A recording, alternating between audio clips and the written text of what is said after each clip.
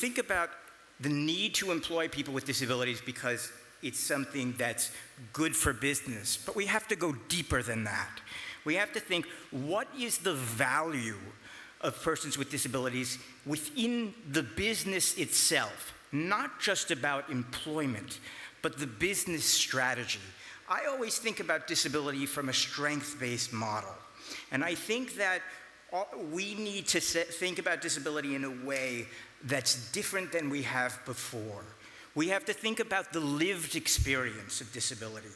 And someone who has lived with a disability his entire life, hello, that's me, it's important to think, what can we learn from the lived experience, and how do we translate it into a business proposition? Oftentimes, when I work with, for example, I work with military veterans who are returning from the theater of war, and they say, well, how do we deal with new skill sets? And we can translate that. I think it's the same with disability. And one of the things that's critically important, at this conference, we've talked about it from a top-down approach. I think we have to think about disability as a dialogue.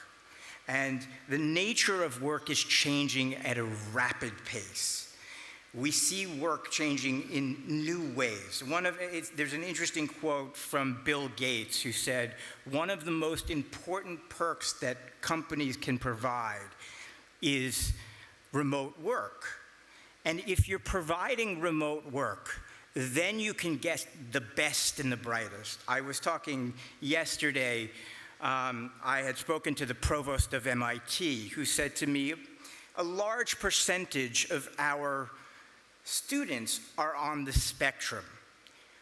What's interesting about that, and then I went to other universities like Caltech, the University of Michigan, and other engineering schools. And they all sort of said, yes, this is something that is similar to us. What is critical for companies to think about isn't just about the employment. It's about creating a culture of change. It's about creating an inclusive culture. One thing that people forget is that disability is the essence of diversity. It runs across race, ethnicity, gender, socioeconomic, sexual orientation. And guess what, ladies and gentlemen? It is the only minority group that anyone can join. So you will become part of my community, not vice versa. And so it is important to think, why do we need to hire persons with disabilities? Because it is about the human experience, not separate. So we have to think about, how do we create an environment that is valued as a community? How do we think about the adaptations? And I actually like the word design. So when you hire a person with a disability, you have to think about it in terms of a design question. And when you design a culture and design workplace accommodations, you have to say, well, is this effective not just for persons with disabilities, but how does it impact our company? How does it make it more productive? How, through this culture of inclusivity, does it create new markets? Does it create new opportunities for us? And the answer is yes. So this is a challenge that I have for all business owners. I want you to reimagine and rethink disability as a business strategy. This is where true leadership comes into play. You have to say, no, we are not just about employing people with disabilities, but we have to see the whole process as something that is beneficial for our organization.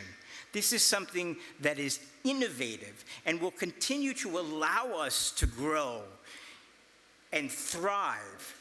That is probably the most critical thing. And it often is hard for people to think about this because it's going against the grain. And a lot of that, the sort of opposition is due to fear, and it's fear of the unknown. And it's very hard to sort of change one's mindset. As the other Jonathan said today, it's all in the head. And he's absolutely right. So that we have to think about, how do we reframe the question? And it's important. You know, I am very influenced by a 10th century philosopher by the name, he's an Arabic philosopher by the name of Sadia Gaon. He wrote a book called The Book of Beliefs and Opinions. And he said that oftentimes the question is more important than the answer. So I want to leave here today with one thing in mind. I want you to always question, constantly, because from that questioning, you go through iterations and you will find ways and new strategies. One, to be able to include people with disabilities into your workforce, but then see how that inclusion creates a culture that is influential beyond any means that you have thought before.